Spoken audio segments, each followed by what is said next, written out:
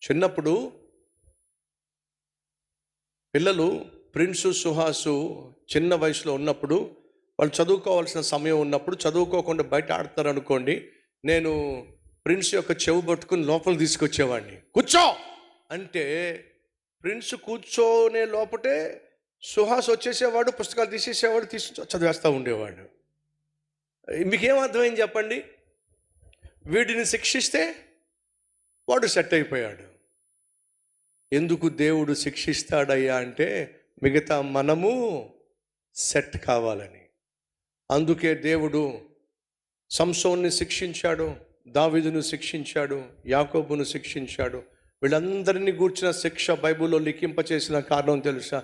మనం అందరం జాగ్రత్త పడతామని.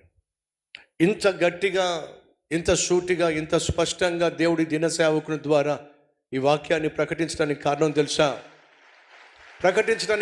తెలుసా? మనం శిక్ష నుండి తప్పించబడాలని.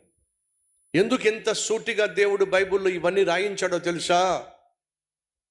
మనం ధ్యానించి భద్రంగా ఉండాలని. సహోదరి సహోదరులు, ఎప్పుడు ఎన్నడూ విననటువంటి సందేశాలు దేవుడు మీకు అందిస్తున్న కారణం తెలుసా?